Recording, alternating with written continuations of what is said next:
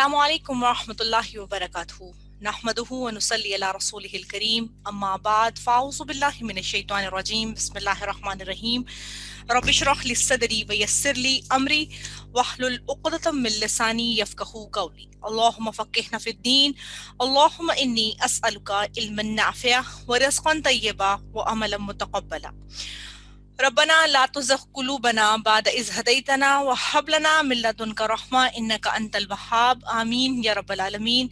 इस दुआ और इस उम्मीद के साथ कि आप लोग अपने घरों में खैर और आफियत के साथ होंगे, अल्लाह ताला हम सब पर अपना करम, फजल, रहमत, नेमत, सेहत और बरकत को नाजिल फरमाए। अल्लाह ताला हमें आसानियाँ दे और आसानियाँ बांटने वाला हम सबको बना दे, आमीन। आज की हमारी जो आयात हैं वो सूरह अल बकरा की आयत नंबर 177 से आगाज कर लेते हैं। बिस्मिल्लाहिर्रहमानिर्रहीम।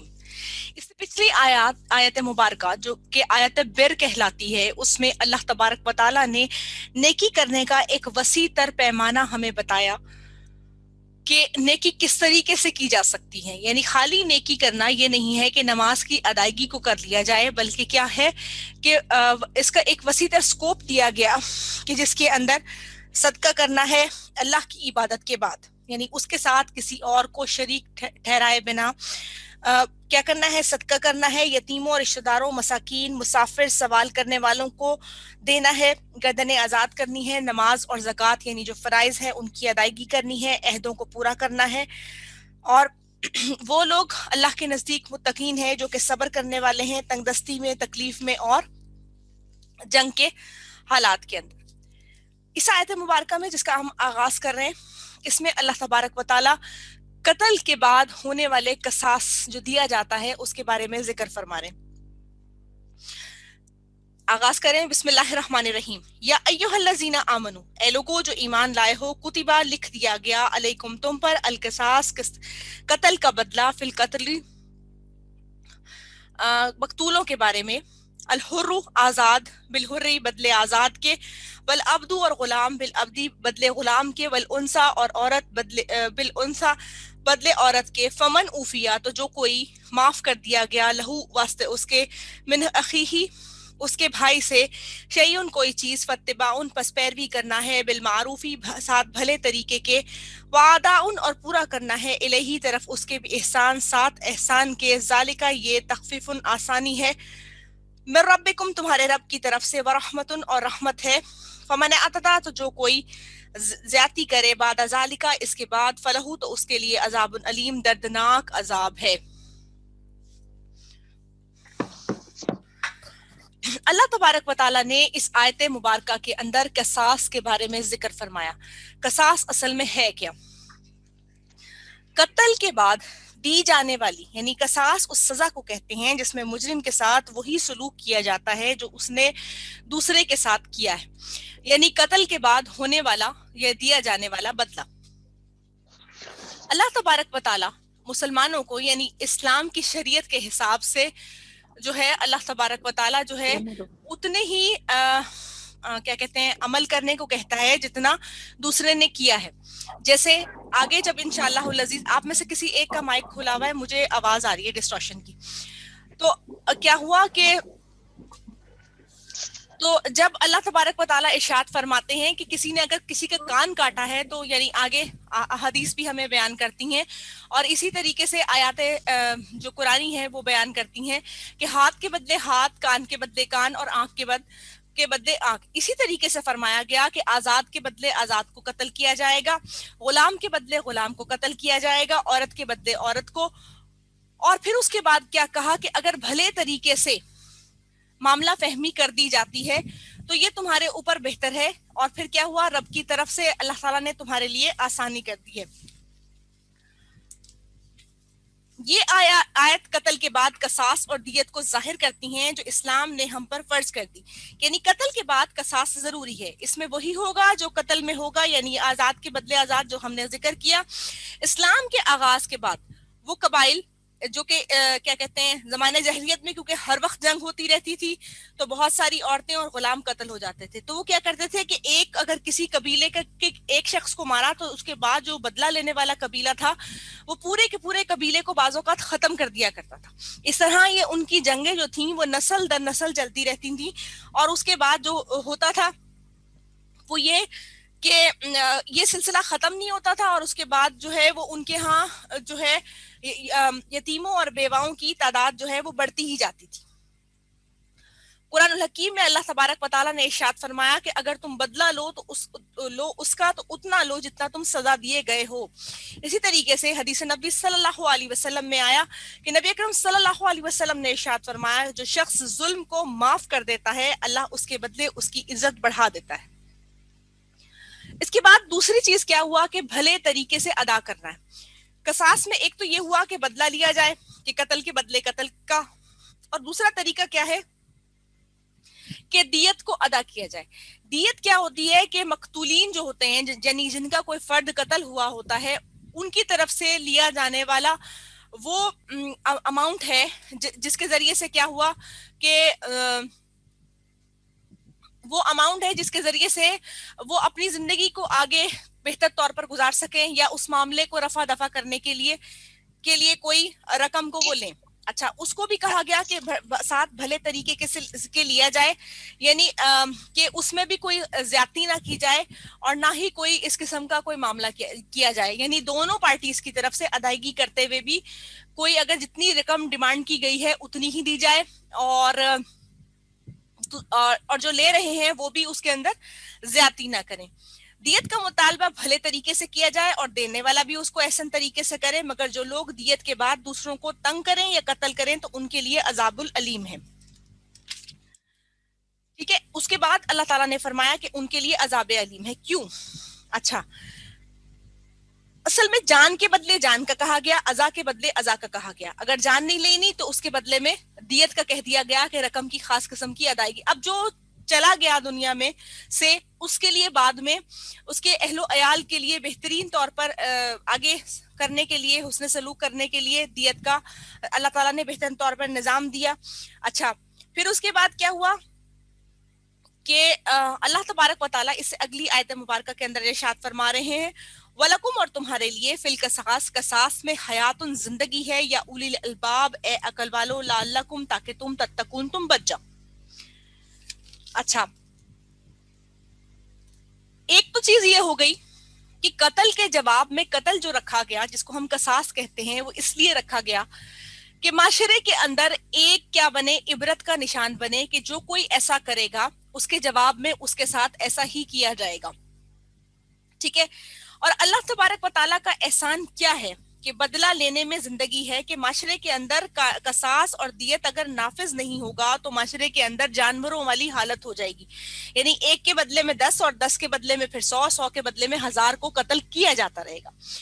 ایک عدل کا نظام جب معاشرے کے اندر ہوگا قائم, اور جب جس نے قتل کیا ہے اس نے جذبات میں آ کے, نفرت میں آ کے, دشمنی میں آ کے کسی بھی تحت قتل کیا ہے, جب اس کے بعد اس غصے کو جو اس کو ٹھنڈک ملی یا سمجھ لیں اس سے گناہ عظیم ہو گیا, تو اس کے بعد جب اسے رقم دینی پڑے گی تب یا تو جان دینی پڑے گی جس کو ہم نے قصاص کا نام دیا, تو تب اس کو پتا چلے گا کہ دوسرے کو مارنا کتنا بری بات ہے اور اس نے کتنا بڑا گناہ کیا ہے جب اس کی اپنی فیملی رولنے کے اوپر آئے گی. تو اسی طریقے سے اگر اس کو اس کے بدلے میں رقم کی ادائیگی کرنی پڑے گی تب بھی اس کو پتا چلے گا کہ کس طریقے سے اس نے کتنا بڑا گناہ کیا ہے کہ ایک تو گناہ ہوا, اس کے بعد اب اسے اپنے پاس سے رقم بھی دینی پڑ رہی ہے اور معاشرے کے اندر وہ قاتل بھی کہلائے گا.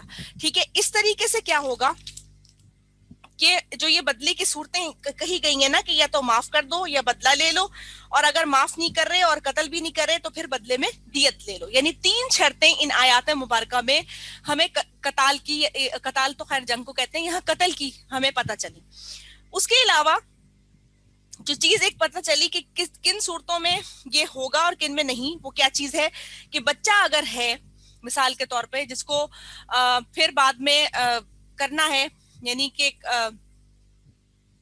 اس سے قصاص کا بدلہ لینا ہے, تو کیا ہوگا, اس بچے کے بالغ ہونے کا انتظار کیا جائے گا. नबी अकरम सल्लल्लाहु अलैहि वसल्लम जब जंग के लिए भी सहाबा कराम को की फोर्सेस को तरतीब देते थे ना, तब भी ये हुक्म मुबारका दिया करते थे कि ना तो वहां पर जंगलों में यानी कि जो बागात हैं उनको उजाड़ना है, ना बच्चों को कुछ कहना है, और ना ही खवातीन के साथ बुरा सलूक करना है। ये इस्लाम का एक मुकम्मल तौर पर शार है। तो यहाँ पे भी यही चीज आई कि जब कोई बच्चा हो तो उसके बालिग होने का इंतजार किया जाएगा, फिर बदला अगर उससे लेना है। इसी तरीके से अगर कोई हामला औरत है तो उसको नुकसान नहीं पहुंचाया जाएगा, यानी औरत के बदले में जो औरत को कहा गया तो उसमें ये कहा गया कि उस हामला औरत को इसलिए नुकसान नहीं पहुंचाया जाएगा कि इस तरीके से दो जानों का नुकसान होगा, फिर जब तक कि वो बच्चे को जन्म न दे ले। अल्लाह तबारक व तआला ने फरमाया कि इस कसास के अंदर तुम्हारे लिए माशरे की बेहतरी का निजाम रखा गया है। अच्छा, बनी इसराइल में ना तो कसास था और ना ही दियत थी, यानी मतलब कत्ल का बदला सिर्फ और सिर्फ कत्ल था। तो अल्लाह तबारक व तआला ने फरमाया कि हमने तुम पर कसास और दियत देकर अपना फजल तुम पर नाजिल फरमाया है, ताकि अगर कोई चीज ऐसी गलती के अंदर हो गई हो तो उसकी माफी तलाफी कर ली जाए। अगर सरीहन ऐसा किया गया है तो फिर उसका बदला लेके बाकी लोगों को माशरे के अंदर उसकी इबरत दिला दी जाए। और वो जो भेड़ बकरी और जानवरों का कानून है, यानी माइट इज राइट वाला, यानी जिसकी लाठी उसकी भैंस वाला, वो वाला जो निजाम है उसको खत्म करके प्रॉपर तरीके से अदा किया जाए। फिर फरमाया गया फमन आतदा बाद ज़ालिका, कि इसके बाद भी, यानी अगर किसी ने बदला ले लिया, यानी कत्ल के बदले कत्ल कर दिया या फिर माफ कर दिया या फिर क्या किया, दियत ले ली, तीनों सूरतों में से सब कुछ कर लिया, लेकिन उसके बाद भी वो ज्यादती करने पर आमादा रहता है, यानी दियत की रकम की अदायगी उसने ले ली है, उसके बाद भी को अगर कोई ज्यादती करता है तो क्या है, ये अजाबुन अलीम, ये क्या है, उसके लिए दर्दनाक अजाब है।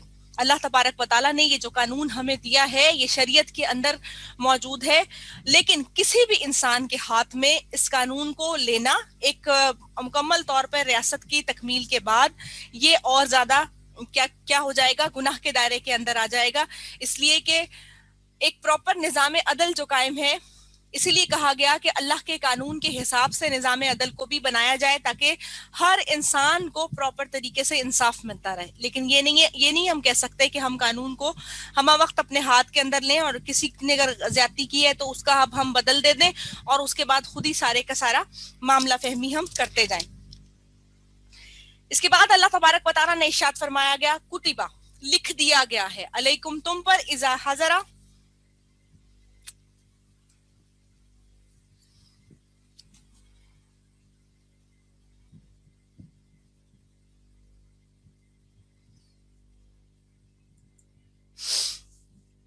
कुतिबा लिख दिया गया है, अलैकुम, तुम पर, इज़ा जब, हज़रा जब हाजिर हो, अहदुकुम तुम में से किसी एक को, अलमौतु मौत, इन तारका अगर वो छोड़ जाए, खैरन माल, अलवसियता वसीयत करना है, लिलवालिदैनी वालिदैन के लिए, वल अक़रबीना और रिश्तेदारों के लिए, बिलमारूफी साथ भले तरीके के, हक़्क़न हक है, अलल मुत्तकीन मुत्तकी लोगों पर।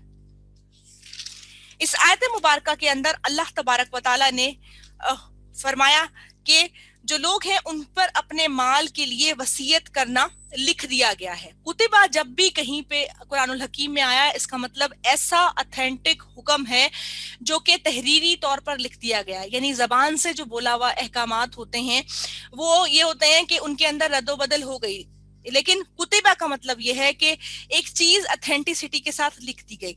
लेकिन ये क्योंकि वसीयत की आयत मुबारका है, ये बाद में नस्ख कर दी गई जब सूरतुन निसा के अंदर आयत विरासत का नजूल हुआ। फरमाया गया कि मुत्तकीन लोग वसीयत भी करते हैं और उसको पूरा भी करते हैं। तो फरमाया गया कि माल का एहतराम का बताया गया कि नेकी की एक किस्म ये भी है कि माल को दुरुस्त तौर पर तकसीम किया जाए, जब किसी को मौत आए तो वो माल छोड़ जाए और वालिदैन और अकरबा के लिए उसकी वसीयत करे। ये हक तकवा है। ये हुक्म इब्तदाई दौर के लिए था, फिर आयत मेरास आई और उसने इस आयत मुबारका को मनसूख कर दिया। जिनका विरासत में हिस्सा नहीं है उनके लिए वसीयत की जा सकती है, वो भी कुल माल के 1/3 के ऊपर आप वसीयत कर सकते हैं। यानी इस्लाम इस चीज की इजाजत नहीं देता कि आप अपने बच्चों को और खुदा न खास्ता पीछे जो रह जाने वाली आपकी बेवा है उसके लिए जो है आप अपने माल को प्रॉपर तौर पर तकसीम ना करें। اس کا مطلب یہ ہوا کہ وارثین کو ان کا حق جو ہے وہ مکمل طور پر دیا جائے گا، جس طرح سے لڑکے کو 2 حصے، لڑکی کو 1 حصہ، اور جتنے بچوں کی تعداد ہوگی اس حساب سے. اور سب سے پہلے جو ہے وہ میت کا قرض ادا کیا جائے گا اور اس کے بعد مال کی تقسیم کی جائے گی. اچھا، اس کے بعد کیا ہوا کہ اس کے بعد 1/3 حصے میں سے وہ اگر اس انسان نے کوئی وصیت کی ہے کہ میرا یہ جو مال ہے اس میں سے کسی رفائی ادارے کو دے دینا یا کسی اور جو اس کے بہت کوئی قریبی عزیز ہے اس کو دے دیا جائے، تو اس صورت میں مال کو دیا جا سکتا ہے. ورنہ بصورت دیگر جو کیا ہوگا کہ جو وارثین ہیں ان کے درمیان میں اس کو تقسیم کیا جائے گا. آپ صلی اللہ علیہ وسلم نے خطبۃ الحجۃ الوداع میں 1.5 لاکھ لوگوں سے خطاب کرتے ہوئے فرمایا کہ بے شک اللہ تعالیٰ نے ہر حق والے کو اس کا حق دے دیا ہے، اب کسی وارث کے لیے کوئی وصیت نہیں ہے. یعنی یہ اتھینٹسٹی کے ساتھ بات آ گئی کہ وارثین کو ان کا حق دیا جائے گا. اب وصیت کی ایس سچ ضرورت نہیں ہے. ہاں یہ ہو سکتا ہے کہ عزیز و اقارب میں یا کوئی بھی معاشرے کے کسی بہتر فعل کے لیے کوئی انسان وصیت کے طور پر کوئی چیز کہہ کر جا سکتا ہے. تو فرمایا گیا کہ یہ کیا ہے، متقین پر حق بات ہے، یعنی بالکل صحیح بات ہے. پھر فرمایا گیا فمن بدلہ، تو جو کوئی بدل دے اس کو، بعد ما سمعہ، بعد یعنی بعد اس کے سننے کو، فانما، تو بے شک اسمہ، گناہ ہے اس کا، علی الذین، اوپر ان لوگوں کے، یبدلونہ، جو بدل دیتے ہیں اس کو، ان اللہ، کے بے شک اللہ تعالیٰ، سمیع علیم، سننے والا اور جاننے والا ہے. گناہ کا ذکر کیا کہ بعد میں اس چیز کو جو وصیت کے لیے کہی گئی اس کو بدل دیا جائے، اس لیے کہ اللہ تبارک و تعالیٰ ہر چیز کا جب حکم فرماتے ہیں، حتیٰ کہ تجارت کا بھی، جو انشاءاللہ العزیز آیت دین کے اندر ہم پڑھیں گے، اس میں بھی اللہ تبارک و تعالیٰ نے فرمایا کہ ہر چیز کو تحریری طور پر ثبت کر لیا جائے. تو اس طریقے سے وصیت یا کوئی اور چیز جس کو کہا گیا تو اس کو یہ کہا گیا کہ ایک لکھ لیا جائے، یا پھر اگر کسی کو بتائی بھی ہے تو وہ بعد میں اس کے اندر کوئی کمی بیشی نہ کرے. یعنی کمی کیا ہوتی ہے کہ ہم کسی کو حق نہیں دینا چاہتے تب ہم کسی چیز میں کمی کر دیتے ہیں، اور بعض اوقات ہماری اس کے اندر اس کے ساتھ وابستگی بہت زیادہ ہوتی ہے تو ہم بیشی یعنی زیادتی کر دیتے ہیں کہ ہم اس کو زیادہ دے رہے ہوتے ہیں. تو فرمایا گیا کہ اس پر گناہ ہے جو وصیت سننے کے بعد اپنی مرضی سے اس پہ تبدیلی کر دے، کیونکہ جو بات مرنے والے نے کہی وہ وصیت ہے، مگر لوگ دنیاوی فائدوں کے لیے ایسا کرتے ہیں. تو فرمایا گیا کہ اللہ تعالیٰ سننے والا اور جاننے والا ہے. یعنی جہاں پہ بھی کوئی 2 لوگ موجود ہیں وہاں پر تیسرا اللہ تبارک و تعالیٰ ہے. اللہ تبارک و تعالیٰ اپنے علم کی کہ بظور ہر جگہ پر موجود ہے.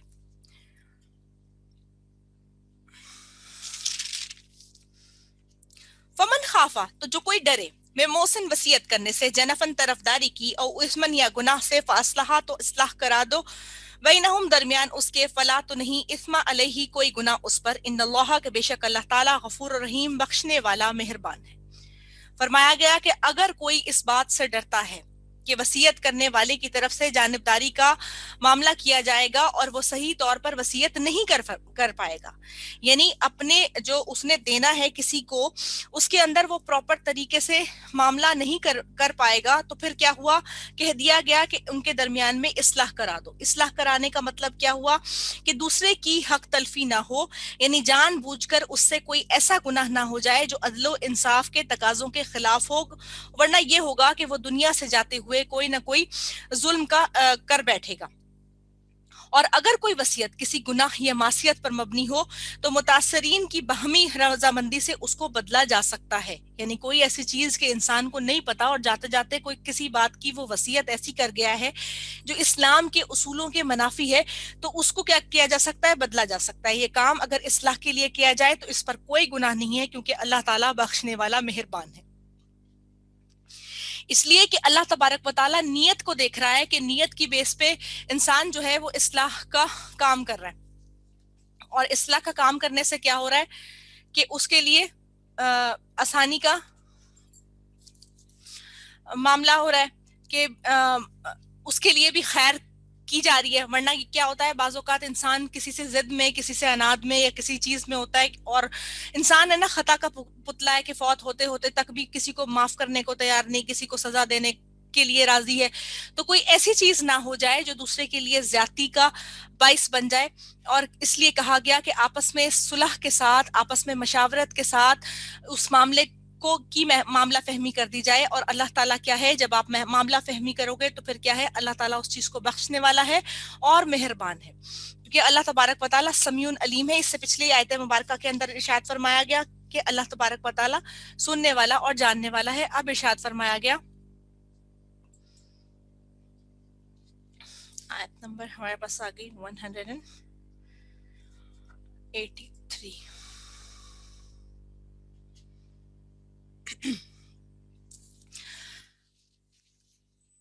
اس کے بعد اگلی آیت مبارکہ میں اللہ تبارک و تعالیٰ نے رکوع چینج ہو گیا, تو اللہ تبارک و تعالیٰ نے پھر فرمایا یا ایھا الذین آمنو, اے لوگو جو ایمان لائے ہو, کتبہ لکھ دیا گیا علیکم تم پر الصیام روزے کو, کما جیسا کہ کتبہ لکھے گئے علی الذین اوپر ان لوگوں کے, من قبلکم جو تم سے پہلے تھے, لعلکم تاکہ تم تتقون تم تقوی اختیار کرو. یعنی روزے ہم سے پہلے لوگوں پر بھی فرض تھے, اور یہ کیا ہے, یہ اللہ تبارک و تعالیٰ کی ایک قسم کی رحمت ہے ہمارے اوپر, جو اللہ تبارک و تعالیٰ نے ایک مہینہ ہمیں ایسا دیا جو کہ ہماری بخشش اور نجات کا مہینہ ہے. تو پھر فرمایا گیا کہ تم سے پہلے بھی لوگوں کے اوپر یہ رکھے گئے تھے, تو اور اسی طریقے سے تمہارے لیے بھی ہیں. حضرت عبداللہ بن عمر رضی اللہ تعالیٰ عنہ سے مروی ہے, رسول اللہ صلی اللہ علیہ وسلم نے فرمایا اسلام کی بنیاد 5 چیزوں پر ہے, توحید, نماز کا قائم کرنا, زکوٰۃ دینا, حج کرنا اور روزے رکھنا. اس کے بعد ارشاد فرمایا کہ ہر حضرت آدم علیہ السلام سے لے کر آپ یعنی کہ نبی اکرم صلی اللہ علیہ وسلم تک تمام انبیاء نے اپنی امتوں کو روزوں کو رکھنے کی تلقین کی. اسی طریقے سے حضرت ابو ہریرہ رضی اللہ تعالیٰ عنہ سے مروی ہے کہ رسول اللہ صلی اللہ علیہ وسلم نے فرمایا کہ جب رمضان آتا ہے تو جنت کے دروازے کھول دیے جاتے ہیں اور جہنم کے دروازے بند کر دیے جاتے ہیں, اور شیطان جو ہیں وہ قید کر لیے جاتے ہیں. حدیث قدسی میں آتا ہے کہ اللہ تبارک و تعالیٰ نے ارشاد فرمایا ابن آدم کا ہر عمل اس کے لیے اور روزہ صرف میرے لیے ہے. روزہ کیا ہے؟ جو اسلامی مہینے ہیں ان میں 9واں مہینہ جو ہوتا ہے وہ رمضان کا ہے, جس میں اللہ تبارک و تعالیٰ نے ہر مسلمان کو یہ حکم دیا ہے کہ وہ جو ہے سحر کے وقت سے یعنی کہ فجر کی نماز سے قبل سے وہ جو ہے مغرب کے وقت تک اللہ تبارک و تعالیٰ کے لیے کیا کرتا ہے, کھانے پینے کو روک کے, لغویات کو مکمل طور پر ترک کر کے خالصتاً اللہ کی رضا کو حاصل کرنے کے لیے وہ بھوک اور پیاس کو برداشت کرتا ہے. اچھا, یہاں پر میں ایک چیز انکلوڈنگ بتا دوں کہ جیسے ہی اب الحمدللہ ہم ماہ سیام کی طرف بڑھنے ہی والے ہیں, آپ کو بہت ساری چیزیں ایسی ملیں گی فیس بک پہ یا باقی چیزوں پہ بھی کہ اس میں بتایا جائے گا کہ الائچی کھا لو آپ کو پیاس نہیں لگے گی, آپ فلاں چیز کھا لو, دہی کھا لو, آپ کو بھوک نہیں لگے گی, اور یہ چیز لگے. ایک بات یاد رکھیے گا, یہ ہمارے ٹیسٹ کا مہینہ ہے جس کے اندر ہمیں واقعی اپنی بھوک اور پیاس کو ضبط کرنا ہے, برداشت کرنا ہے, اسی کا امتحان ہے. جب ہم انہی کو روکنے کے لیے کچھ پیرامیٹرز کرنے کی کوشش کرتے ہیں تو کس بات کا ہم امتحان کی تیاری کر رہے ہیں؟ ہمیں مکمل طور پر برداشت کرنا ہے. اگر آپ دیکھیں تو یہ مہینہ جو ہے وہ ہماری جسم کی اوور ہالنگ کا مہینہ ہوتا ہے, جس کے اندر ہمارے جسم کے اندر جو ہونے والی بہت ساری چیزیں ہم نے کھا پی کے اپنے جسم کو بدحال کیا ہوا ہوتا ہے, اس کو مکمل ٹھیک کرنے کا ایک میڈیکل سائنس کی پوائنٹ آف ویو سے مہینہ ہوتا ہے. ٹھیک ہے, اور پھر فرمایا گیا تم سے پہلے لوگوں پر فرض کیے گئے تاکہ تم تقوی اختیار کرو. تقوی کیا ہے؟ اللہ کا ڈر. اس لیے کہ کھانے پینے کی ہر چیز میسر ہوتی ہے, حتیٰ کہ رمضان الکریم تو ایسا مہینہ ہے جس کے اندر اللہ کی نعمتیں اور ہمارے جو اپنے دسترخوان ہیں اللہ کی رحمت کے ساتھ بھر جاتے ہیں. انواع و اقسام کی چیزیں ہمارے سامنے ہوتی ہیں کھانے کی کہ بعض اوقات کھانے کو دل بھی نہیں ہوتا. ٹھیک ہے, اللہ تعالیٰ اتنے جو ہے وہ طرح طرح کی چیزیں اور نعمتیں ہمیں عطا فرماتا ہے. تو پھر کہا گیا کہ تم تقوی اختیار کرو, یعنی کہ تم رک جاؤ اور ڈر جاؤ. ریان جنت کا وہ دروازہ ہے جس سے صرف روزے دار ہی گزریں گے, اور جان بوجھ کر روزہ چھوڑنے والے پر اللہ تبارک و تعالیٰ غضبناک ہوگا. آپ صلی اللہ علیہ وسلم نے فرمایا کہ میں سو رہا تھا کہ دو آدمی آئے اور مجھے جنگل میں چڑھائی والے پہاڑ پر لے کر گئے اور کہا کہ چڑھو. میں نے کہا میں نہیں چڑھ سکتا. انہوں نے کہا کہ ہم تمہاری مدد کریں گے اور میں چڑھ گیا. پھر میں نے چیخو پکار سنی تو انہوں نے کہا کہ یہ جہنمیوں کی پکار ہے کہ یہ لوگ الٹے لٹکے ہوئے ہیں, ان کا منہ چیرا ہوا ہے اور خون بہ رہا ہے اور یہ لوگ جو ہے وہ تڑپ رہے ہیں. تو پھر فرمایا گیا یہ وہ لوگ ہیں جو وقت سے پہلے افطاری کر لیا کرتے تھے. یعنی کہ رمضان کے اندر بھی ایک پراپر اللہ نے جو نظام بنایا ہے اس کو فالو کرنا بہت زیادہ ضروری ہے. ایک سرٹن ٹائم ٹیبل ہمیں دیا جاتا ہے کہ کب ہمیں افطار کرنا ہے اور کب ہمیں سحر کرنا ہے. اس کے ساتھ ساتھ روزے کا بڑا مقصد کیا ہے؟ تقوی کو اختیار کرنا, برائیوں سے بچنا ہے. اس کا فائدہ کیا ہوگا کہ جس طریقے سے انسان کی ایک پورے مہینے یعنی 30 ڈیز کے حساب سے ایک کنٹرول ہوتا ہے نا کہ نہیں جھوٹ نہیں بولنا روزہ ہے, چوری نہیں کرنی روزہ ہے, خیانت نہیں کرنی, غیبت نہیں کرنی, یہ اللہ تعالیٰ اس مہینے میں ہماری دوبارہ سے ٹریننگ کر رہے ہوتے ہیں کہ ہمیں پورا سال یا زندگی کے ہر دن کے اندر بالکل اسی طرح رہنا ہے. صوم کا لفظی مطلب کسی چیز سے رک جانا ہے, یعنی اس کا مطلب ہے چھوڑ دینا. اہل عرب جو تھے ان کا طریقہ یہ تھا کہ وہ سختیوں سے برداشت کرنے کے لیے گھوڑوں کو بھوکا رکھا کرتے تھے. تو کیا ہوگا؟ تو اس لیے جو ہے روزہ کیا ہے کہ روزہ جو ہے انسان کو سختی سے اس چیز کے لیے تربیت کرتا ہے کہ وہ سخت سے سخت حالات کے اندر بھی اللہ کے تقوی کو برقرار رکھے, اور پھر کیا ہو کہ وہ جو ہے مکمل طور پر ضبط جو کرنا ہے نا اس نے سارا دن اس کو پورا رکھے. یہ اصل میں صوم ہے. اور اس کے ساتھ پھر اچھا میرے پاس یہاں پر 2 منٹس رہ گئے ہیں تو لیو کر لیتے ہیں. انشاءاللہ العزیز پھر نیکسٹ میٹنگ میں ملتے ہیں.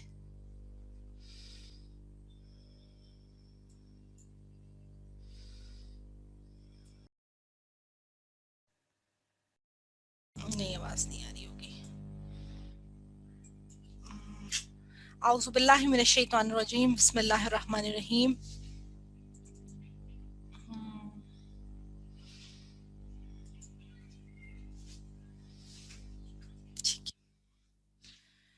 بسم اللہ الرحمن الرحیم. ایام معدودات, دن ہے گنے چنے. فمن تو جو کوئی کانا ہو منکم تم میں سے مریضن مریض, او علی سفرن یا اوپر سفر کے, فعدتن تو گنتی پورے کرنے ہیں, من ایام اخرى دوسرے دنوں سے, وعلی الذین اوپر لوگوں کے, یطیقونہ جو طاقت رکھتے ہوں, فدیتن اس کی فدیہ کی, تعامن کھانا کھلانا ہے, مسکین ایک مسکین کو, فمن تطوع تو جو کوئی خوشی سے کرے, فہوا تو وہ یعنی خوشی سے کرے نیکی کو, فہوا تو وہ خیر بہتر ہے, لہو اس کے لیے, وان تصوموا اور یہ کہ تم روزے رکھو, خیر بہتر ہے, لکم تمہارے لیے, ان کنتم تعلمون اگر ہو تم علم رکھتے. اللہ تبارک و تعالیٰ نے اس آیت مبارکہ میں ارشاد فرمایا کہ یہ اللہ کی رحمت ہے کہ اس نے ہم پر صرف 1 ماہ کے روزے فرض کیے. یعنی ہم صرف 11 ہم جو ہے مکمل 11 ماہ کھاتے پیتے ہیں, اور اس کے بعد 1 مہینہ ایسا ہے جس کے اندر روزے رکھتے ہیں. ابتدائی دور میں جب روزہ فرض ہوا تو اس قسم کی چھوٹ تھی, کیونکہ آیت 185 کے بعد یہ آیت مبارکہ نسخ ہو گئی یعنی ختم ہو گئی. اس کے ذریعے ایک خاص مدت تک چھوٹ دی گئی کہ یعنی گریجولی یہ حکم دیا گیا کہ جو خوشی سے نیکی کرے, روزہ رکھے تو ٹھیک ہے, نہیں تو کیا کرے, مسکین کو کھانا کھلا دے, یہ اس کے لیے بہتر ہے. رسول اللہ صلی اللہ علیہ وسلم نے ارشاد فرمایا کہ اگر تمہیں علم ہو جائے کہ روزہ رکھنا کتنا ثواب کا کام ہے تو تم اس کے حریص ہو جاؤ.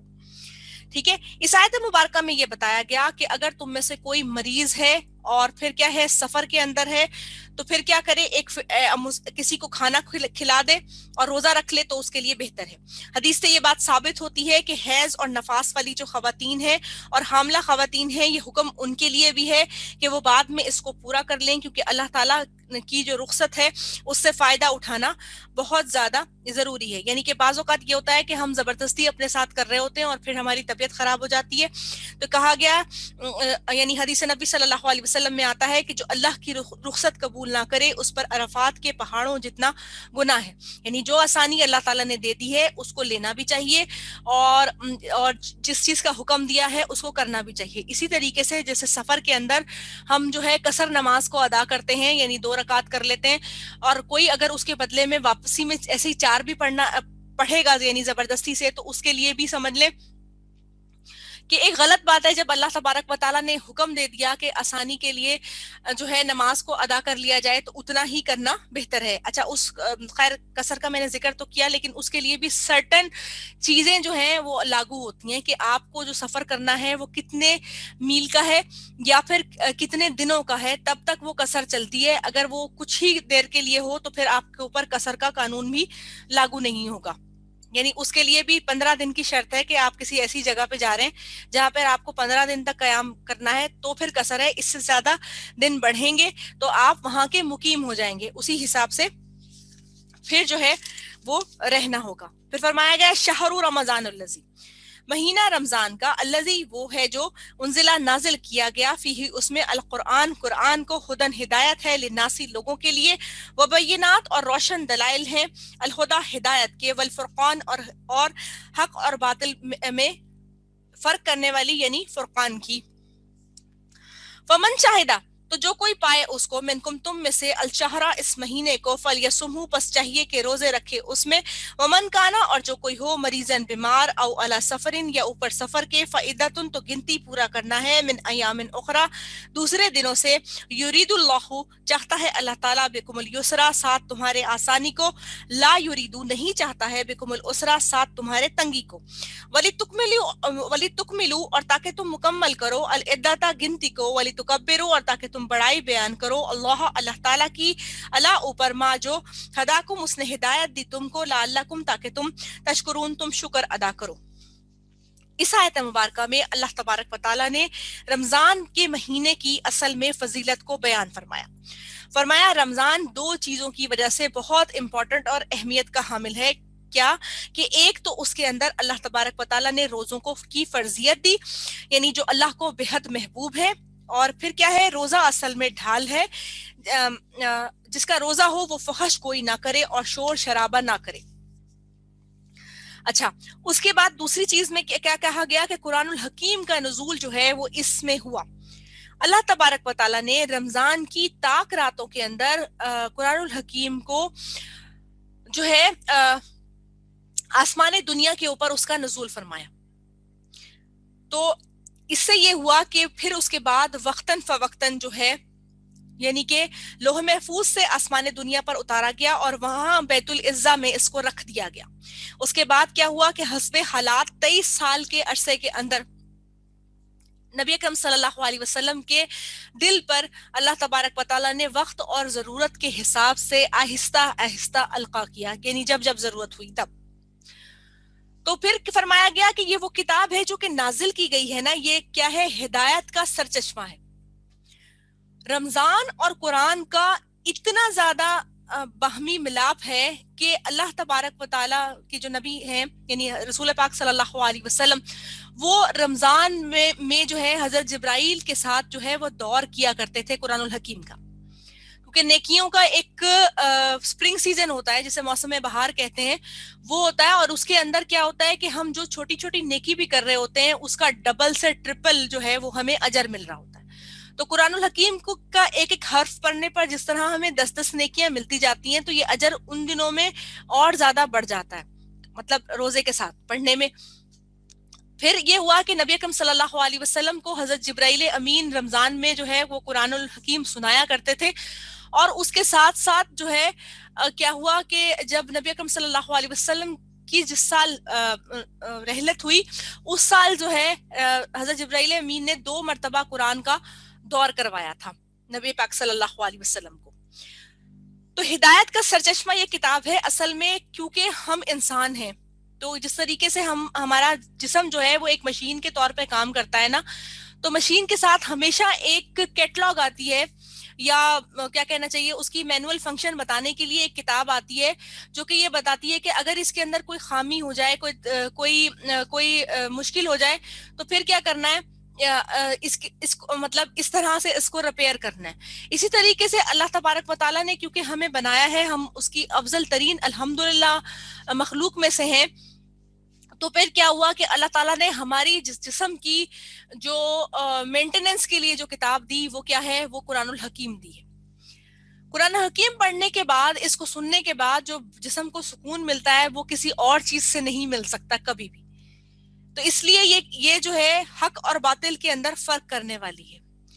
اچھا ایک چیز ایک اور میں آپ کو بات بتاؤں کہ ہم جھوٹ مختلف پیمانے میں پیرائے میں سنتے جاتے ہیں, وہ ایک حد تک تو دل کے اندر اثر کرتا ہے. قرآن کی تعلیمات جسم اور روح کے اوپر اس لیے اثر کرتی ہیں کیونکہ یہ سچائی کی بیس پہ ہیں, یہ انسان کے روح اور ضمیر کو جھنجھوڑتی ہیں اور یہ انسان کو وہ کرنے پر آمادہ کرتی ہیں جو اصل میں حق اور سچ ہے. اسی لیے بہت سارے لوگ جب اس کو سنتے ہیں تو اس کے بعد یہ کہتے ہیں کہ اچھا اس کو سنتے ہی نہیں تاکہ عمل ہی نہیں کرنا پڑے گا. اس کی وجہ کیا ہے؟ اس کی وجہ یہ ہے کہ جیسے جیسے ہم اس کی تعلیمات کو سنتے ہیں نا, ہمارے دل کے اوپر لگا ہوا جو زنگ ہے وہ آہستہ آہستہ اترنا شروع ہوتا ہے, اور رب کی محبت, اس کی قربت, اس کی معرفت جو ہمارے اندر آنے لگتی ہے وہ ہمیں عمل پر کرنے پر اکساتی ہے کہ ہم عمل پیرا ہوتے جائیں. تو پھر کیا ہوا کہ نہ سنیں گے اور نہ ہی پھر عمل کریں گے, یہ والا معاملہ آ گیا. تو اس کے بعد اللہ تعالیٰ نے ارشاد فرمایا کہ یہ ہدایت کا اصل سرچشمہ ہے, حق اور باطل کے اندر فرق کرنے والی یہ کتاب ہے. اسی طریقے سے قرآن الحکیم میں ارشاد ہوتا ہے کہ جس نے رمضان کی راتوں میں ثواب کی نیت سے حدیث نبی صلی اللہ علیہ وسلم میں آتا ہے کہ جس نے رمضان کی راتوں میں ثواب کی نیت سے قیام کیا تو اس کے پچھلے گناہ معاف کر دیے جائیں گے.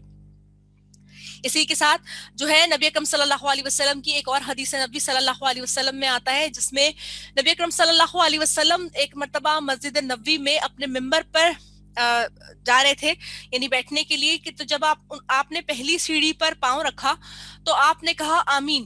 اس کے بعد جب آپ نے دوسری سیڑھی پر پاؤں رکھا تو فرمایا آمین, اور جب تیسری سیڑھی پر پاؤں رکھا تو فرمایا آمین. صحابہ کرام رضی اللہ تعالی عنہم اجمعین رسول اللہ صلی اللہ علیہ وسلم کے ہر عمل کو بغور دیکھا کرتے تھے. تو جیسے ہی آپ بیٹھے یعنی اپنی جگہ پر یعنی تیسری جو پائیدان یا سیڑھی جو بنی ہوئی تھی اس کے اوپر جیسے ہی آپ بیٹھے تو صحابہ کرام رضی اللہ تعالی عنہم اجمعین نے پوچھا کہ آپ نے کیا ایسی بات تھی کہ جو آپ نے ہر سیڑھی کے اوپر یہ بولا آمین. تو رسول اللہ صلی اللہ علیہ وسلم نے ارشاد فرمایا کہ جب جیسے ہی میں نے قدم رکھا ممبر کے اوپر تو حضرت جبرائیل علیہ السلام آئے اور انہوں نے مجھے کہا کہ ہلاکت ہے اس شخص کے لیے کہ جس نے اپنے والدین کو بڑھاپے میں پایا اور اپنی بخشش نہ کروا سکا. تو میں نے کہا آمین. اچھا اس کے بعد جب میں نے دوسری سیڑھی پر پاؤں رکھا تو انہوں نے کہا کہ ہلاکت ہے اس شخص کے لیے کہ جس نے رمضان کے روزے پائے اور اس کے بعد اپنی بخشش نہ کروا سکا. تو پھر میں نے کہا آمین. اور اسی طریقے سے جب میں نے تیسری سیڑھی پر پاؤں رکھا تو حضرت جبرائیل علیہ السلام نے فرمایا کہ ہلاکت ہے اس شخص کے لیے جس نے آپ صلی اللہ علیہ وسلم کا نام سنا اور اس کے بعد درود شریف نہ پڑھا. تو پھر میں نے کہا آمین. تو یہ وہ حدیث ہے جس کے اندر جس کے ذریعے سے یہ پتہ چلتا ہے کہ رمضان آنے کے بعد روزے رکھنا کتنا زیادہ ضروری ہے. اسی طریقے سے حضرت عبداللہ بن عمر رضی اللہ تعالیٰ عنہ سے مروی ہے کہ رسول اللہ صلی اللہ علیہ وسلم نے فرمایا کہ روزہ اور قرآن قیامت میں بندے کے لیے سفارش کریں گے. روزہ کہے گا کہ میں نے اس شخص کو خواہشات سے روکے رکھا اور اس لیے اس کی سفارش اللہ تعالیٰ آپ قبول فرما لیجئے. قرآن کہے گا کہ میں نے اس کو ساری رات سونے نہ دیا تو اس کی سفارش آپ قبول فرما لیجئے. اس کے ساتھ ساتھ اللہ تعالیٰ نے فرمایا کہ مریضوں اور بیماروں کے لیے رخصت دے دی گئی ہے کیونکہ اللہ تعالیٰ کسی بھی انسان پر اتنا بوجھ نہیں ڈالتا جتنا کہ وہ اٹھا نہ سکے. اور پھر اس کے ساتھ ساتھ اگلی آیت مبارکہ میں قرآن الحکیم کی آتی ہے لیس الانسان الا ما سعی, انسان کے لیے وہی کچھ ہے جس کے لیے اس نے کوشش کی. یعنی ایک تو بوجھ سے منع کر دیا گیا کہ بیمار ہے تو چلو رک جاؤ لیکن نماز کی ادائیگی کرو, روزہ نہیں رکھ سکتے تو پھر وہی بات کہ مساکین کو کھانا کھلا دو اور بعد میں جب طبیعت ٹھیک ہو جائے تو اس کا روزے رکھ کے اس چیز کو پورا کر لو. لیکن کیا کہا گیا کہ ساتھ میں کہہ دیا گیا کہ انسان کے لیے وہی کچھ ہے جس کے لیے وہ اس کی جستجو کرتا ہے. اصل میں ابھی جو ہمیں سمیٹنے کا وقت ہے تو جتنا ہم اپنے لیے خیر کو سمیٹ لیں گے اتنا بہتر ہے. اسلام میں کوئی ایسا فرض اللہ تعالیٰ نے نہیں بیان فرمایا جس کے ساتھ اللہ نے آسانی نہ دی ہو. پھر کہا گیا کہ بیمار اور مسافر لوگ ہیں وہ اس کی گنتی کو شمار کر لیں اور بعد میں اس کی مطلب اس کو پورا کر لیں. یعنی روزوں کو چھوڑنا نہیں ہے, اس کا یا تو فدیہ ادا کرنا ہے یا پھر بعد میں ان کو پورا کرنا ہے. اور پھر اس کی بڑائی کو بیان کرو کیونکہ اس نے تمہیں ہدایت دی ہے اور اللہ کا شکر ادا کرو. شکر اس بات کا کہ پورا سال بھی اگر بھول چوک میں جان بوجھ کے کوئی ایسی چیز ہو گئی ہے تو جب ہم چاہتے ہیں نا کوئی ایسا وقت ہو کہ ہم نئے سرے سے اپنی اصلاح کر لیں اور ہم روز اس بات کا اندیہ اپنے دل کو دیتے ہیں کل سے شروع کروں گا. کل وہ کبھی آتی نہیں ہے کیونکہ زندگی کا تو ہم بحیثیت مسلمان ہمیں پتا ہے کہ پتہ ہی نہیں ہے کب ختم ہو جائے گی. تو رمضان ایک ایسا مہینہ ہے جس میں کڑکڑا کے اللہ سے فریاد کر کے ہر چیز کی ہم معافی مانگتے ہیں. اور پھر سب سے بڑی بات ہے کہ اللہ تعالیٰ نے اتنی خوبصورت طاق راتیں ہیں جن کے لیے ہم پورا سال انتظار کرتے ہیں کہ کبھی ہم یہ سن رہے ہوتے ہیں کہ پتے جھڑ جائیں گے, کبھی ہم سن رہے ہوتے ہیں کہ اس رات جو ہے وہ تمام تر چیزوں کو لکھا جاتا ہے کہ کس نے مرنا ہے کس نے جینا ہے. وہ تمام تر فیصلے اصل میں قیام اللیل کی راتوں کے اندر ہوتے ہیں. وہ جو 5 راتیں اللہ تعالیٰ نے دی ہیں نا ہمیں, 21 کی, 23 کی, 25 کی, 27 کی اور 29 کی, وہ ایسی راتیں ہیں جس میں جو ہے وہ زندگی کے تمام معاملات کو طے کیا جاتا ہے. سب سے بڑی بات ہے جبرائیل امین فرشتوں کے لشکر کے ساتھ اترتے ہیں. اللہ تعالیٰ خیر نازل کرتے ہیں نا جب فرشتوں کو نازل فرماتے ہیں, تو کیا ہے یہ راتیں جو ہیں وہ 1000 مہینوں سے بہتر راتیں ہیں جن کے اندر اللہ تبارک و تعالیٰ مکمل طور پر خیر ہی خیر کو نازل فرماتے ہیں.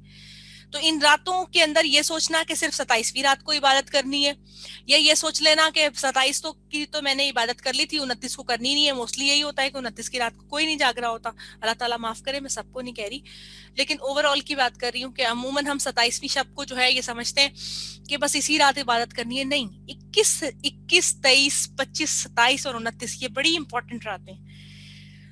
خدا نخواستہ اگر آپ نے اس کے اندر جو ہے وہ روزہ نہیں رکھنا یا کیا نماز وغیرہ نہیں ادا کرنی, تو زبان ہماری ہمہ وقت پاک رہتی ہے. مانگیے اللہ تعالیٰ سے, اذکار کیجئے, دعائیں پڑھیے, شدت سے مانگیے, کیونکہ ہم جو ہے وہ محتاج ہیں. ہم محتاج ہیں اس چیز کے کہ اللہ تعالیٰ ہمیں سب کچھ خیر کے ساتھ عطا فرما دے. ہماری دسترس کے اندر کوئی بھی چیز نہیں ہے. اس کے بعد جیسے سمجھ لیجئے کہ میرے جیسے گناہگار بندے کے لیے اللہ تبارک و تعالیٰ نے بڑی خوبصورت آیت مبارکہ کا نزول فرمایا.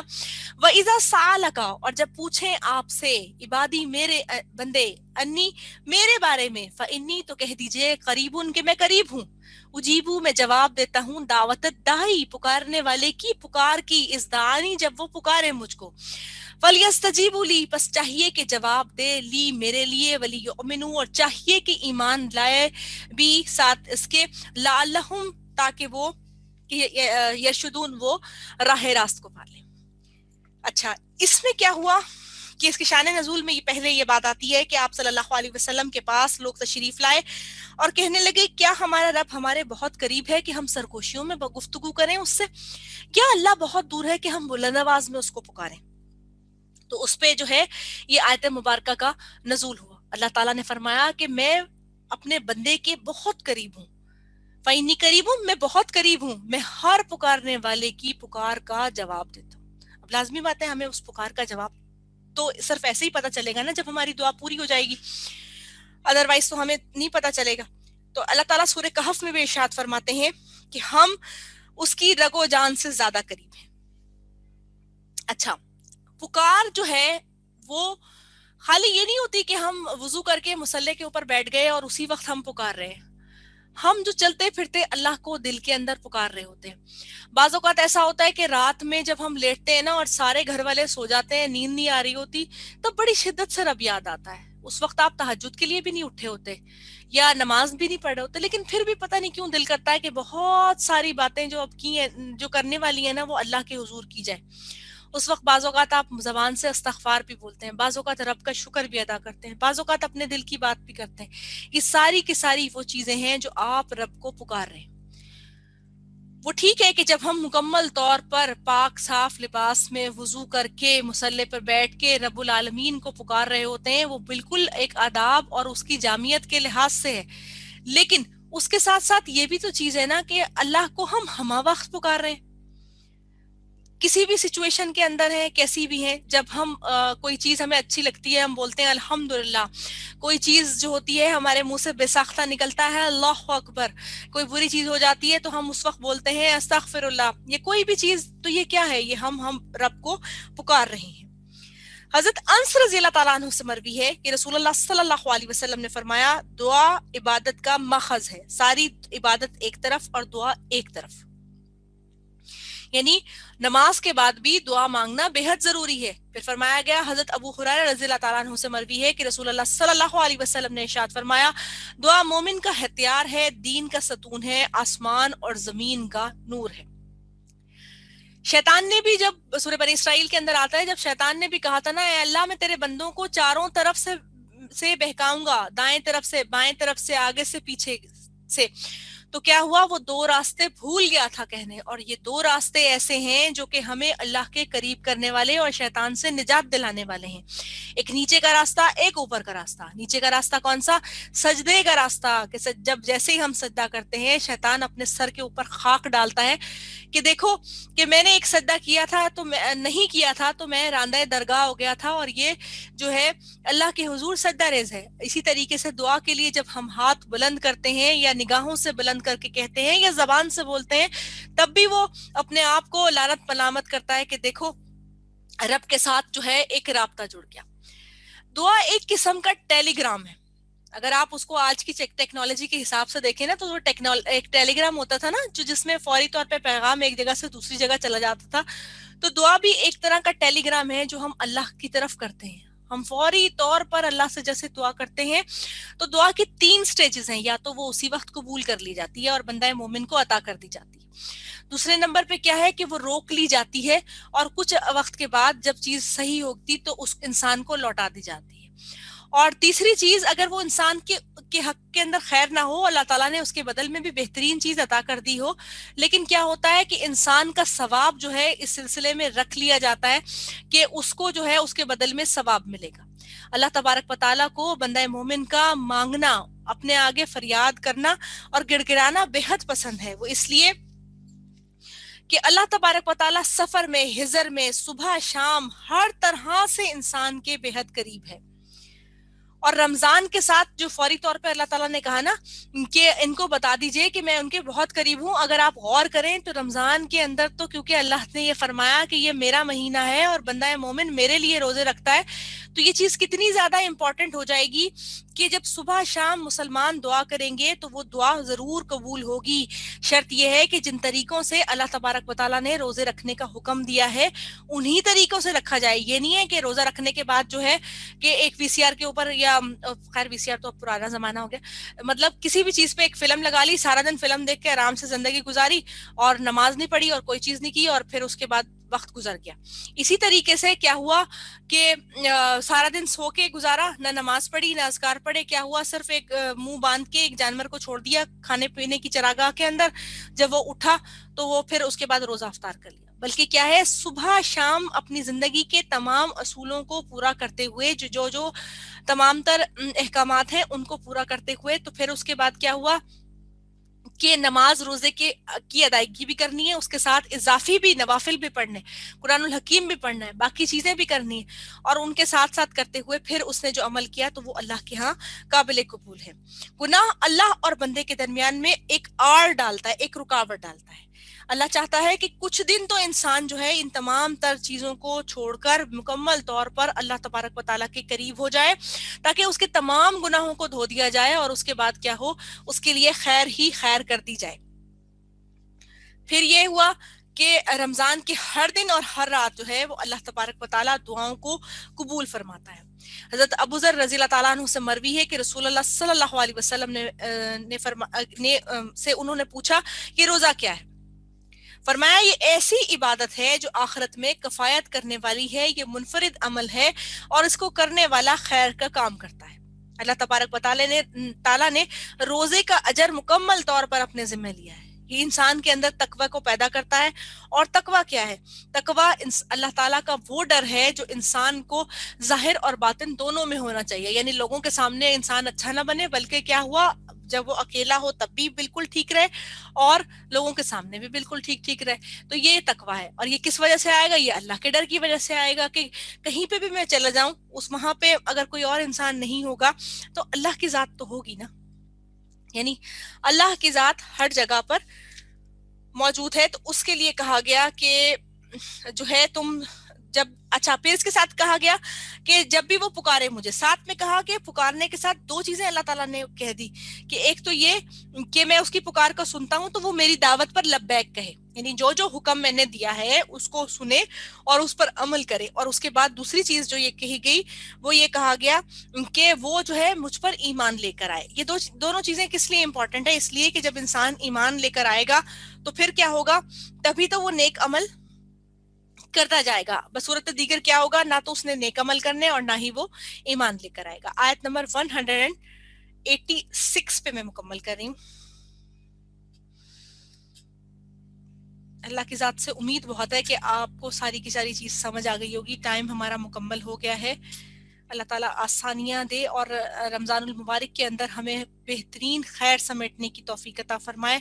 ہم جو عمل کریں وہ خالصتاً اللہ کے لیے ہو. یہ نیکیوں کا ایک موسم بہار ہے جس کے اندر جو ہے انسان کے لیے خیر ہی خیر ہے، اور ساتھ ساتھ یہ چیز کہ اس میں صدقہ خیرات کیونکہ بہت زیادہ دینے کی طرف ایک دل راغب ہوتا ہے، زکوٰۃ وغیرہ دی جاتی ہے، تو اللہ تبارک و تعالیٰ اس میں جو ہمارے اجر ہیں ان کو دگنا کر دے اور ہمارے لیے جو ہے آسانیوں کا معاملہ فرما دے. یہ ہم یعنی ہمیں وہ روزہ رکھنے کی توفیق عطا فرمائے جو کہ اللہ کے ہاں مقبول ہو، اور ساتھ میں وہ ہماری کفایت کے لیے روز محشر جو ہے وہ کھڑا بھی ہو سکے. آمین یا رب العالمین. اب آپ مجھے بتا دیں تاکہ پھر میں مکمل کر لوں.